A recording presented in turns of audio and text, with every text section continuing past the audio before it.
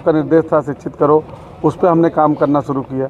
संगठित करने के लिए, चूँकि देखिए हम लोग एक एक जात के लोग जो है कभी भी जो है हम सत्ता में नहीं आ सकते। तो जिस तरीके से छप्पर को उठाने के लिए अकेले हम कितना भी बलवान हो, बलशाली हो, लेकिन छप्पर हम उठा करके उसको जगह पे नहीं रख सकते। तो जैसे कि सर, जैसे कि बहुत इस समाज में सामाजिक संगठन काम कर रहे हैं, फिर आप भी उसी समाज में आए हैं सर, उनसे अलग क्या है आप? नहीं, अलग तो भाई देखिए, अब आप लोग डिसाइड करिए कि निःशुल्क पाठशालाएँ गांव-गांव चलवाना और जो शोषित पीड़ित हैं उनके लिए धरना प्रदर्शन करना, ब्लड डोनेशन कैंप।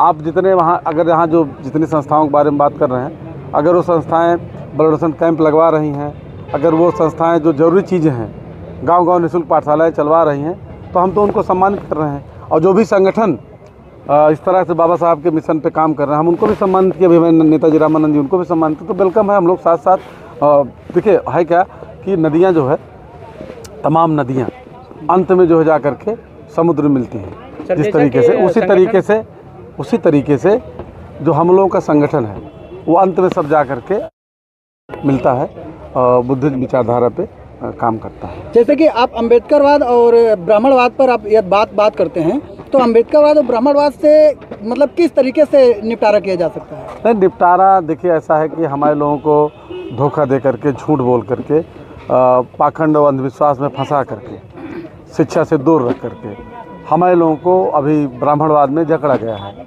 और हमारे तमाम लोगों को पढ़ने से वंचित किया गया, तमाम पीढ़ियों तक वंचित किया गया। तो अब जैसे जैसे हम लोग जो है जागरूक हो रहे हैं, तो धीरे धीरे उस पर काम शुरू हो गया है, काम हो रहा है। तमाम तरह से वो लोग जो है यातनाएं दे रहे हैं। अभी सुने होंगे आप लोग, ना सुने हो जान लें। हमको इसी मुद्दे पे हम समाज को जागरूक कर रहे थे अपने लोगों को कि जो लोग संविधान का विरोध करते हैं, आरक्षण का विरोध करते हैं, उनका वो नहीं किया जाना चाहिए, उनका सम्मान नहीं होना चाहिए। वो ख़राब लोग हैं, सही लोग नहीं हैं। उस पर हमको सस्पेंड किया गया, हमारे खिलाफ जो है FIR किया, तमाम चीज़ें। तो वो अब इस समय जो है ये संक्रमणकालीन दौर है हम लोगों के लिए, अम्बेडकरवादियों के लिए। तमाम संघर्ष हो रहे हैं, लेकिन संघर्ष रुक नहीं रहा है।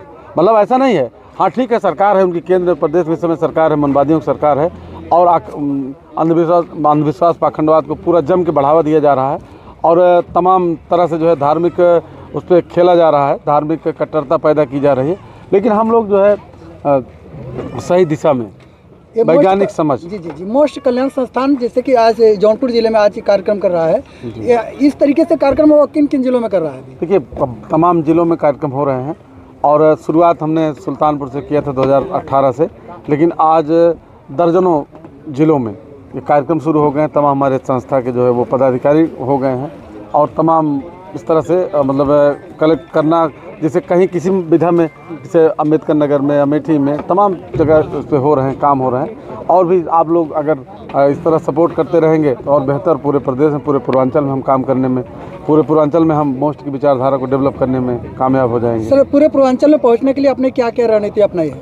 कोई रणनीति नहीं है, हम लोग काम करते हैं सोशल मीडिया का जो है, तो सोशल मीडिया पर लोग देखते हैं तो बहुत सारे लोग अभी हमको उरई, जालौन से और इधर गाजीपुर, बनारस और इधर जो है झांसी, हर जगह से फ़ोन आते हैं, गुरुजी वो काम जो है जो सुल्तानपुर में हो रहा है, प्रतिभा सम्मान जो बच्चों को सम्मानित करने का काम हो रहा है, प्रोत्साहित करने का काम हो रहा है, वो हमारे ज़िले में भी कराइए। तो हमने कहा ठीक है कराएंगे। तो जैसे लोग देख रहे हैं, जैसे आप लोग अभी लोग देखेंगे तो भाई शिक्षा को प्रोत्साहित करने के लिए तरह तरह के तरीके हम जैसे हमारे जितने कार्यक्रम हुए संजय घायल द्वारा, जो भी हमारी प्रस्तुति हुई आप लोग देखे होंगे, सब कहीं न कहीं से एक मैसेज दे रही थी। शिक्षा को या तो मैसेज दे रही थी या तो समाज को संगठित करने का मैसेज दे रही थी।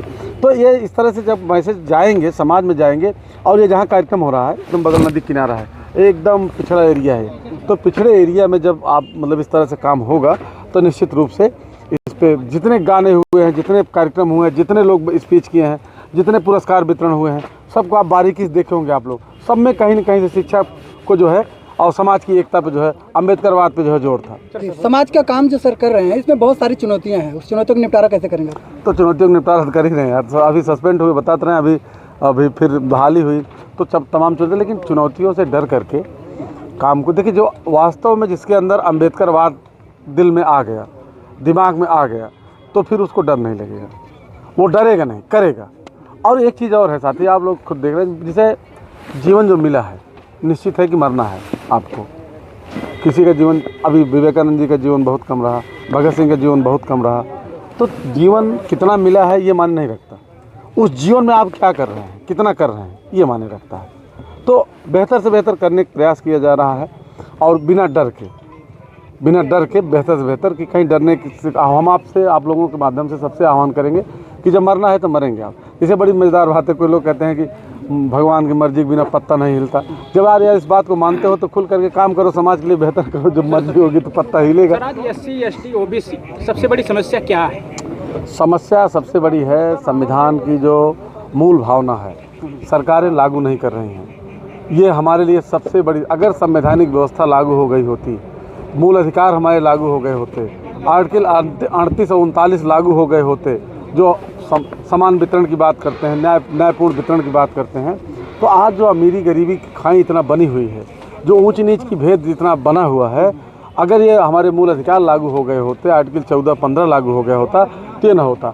हमारा सबसे बड़ा मतलब शिकायत, आप कह सकते हैं सबसे बड़ी शिकायत हमारी उन सरकारों से है जो अभी तक सत्ता में रही हैं, और उन लोगों ने संविधान को ईमानदारी से लागू नहीं किया। अगर ईमानदारी लागू किए होते तो आज देश भारत की तस्वीर दूसरी होती। धर्म तो बेवकूफ़ बनाने का धंधा है यार, धर्म जैसी कोई चीज़ है ही नहीं। धर्म सिर्फ जो नासमझ हैं, जो अबूझ हैं, जो उनको नहीं, तो उनको बेवकूफ़ बनाने का एक धंधा, एक फंदा है। मतलब किस तरह से उनको फंदे में लपेट करके उनको बेवकूफ़ बनाया जाए, उनका शोषण किया जाए। शोषण करने का यंत्र है धर्म। धर्म से कहाँ किसका कौन सा कल्याण धर्म से हो गया, आप हमको बताओ। पूरी दुनिया में कहीं कोई चीज़ धर्म से अगर हुई हो। और आपको जानकारी लिए बता दें, जो है यूरोप के तमाम देश जो है, वहाँ धार्मिक संस्थाएं जो हैं, धार्मिक जो हैं उसको बंद किया जा रहा है। हमारे एक मित्र हैं जो है वहाँ ब्रिटेन में रहते हैं, तो हमने उनसे जिक्र किया तो कहा कि नहीं, अब चर्चों में लोग नहीं आते। हम कहे क्यों नहीं आते? तो भाई चर्च तो वहाँ कहे ना यार, अब लोग धीरे धीरे जो है वो वैज्ञानिक दृष्टिकोण की तरफ, तो ये बहुत लंबा थोड़ा चलेगा। अभी तक ये मध्यकाल में था। मध्यकाल में धर्म के नाम पे राजा और जो है पादरी और राजा और पुजारी मिल करके मतलब जनता का शोषण करते थे, जनता को मूर्ख बनाते थे। ईश्वर का अवतार है, राजा ईश्वर का अवतार है, तो धर्म गुरु जो है वही वो करते। लेकिन ये सब ज़्यादा दिन तक, अब वैज्ञानिक दृष्टिकोण का डेवलप हो गया, अब ज़्यादा दिन तक ये चलेगा नहीं। अवतारवाद ये सब नहीं चलेगा।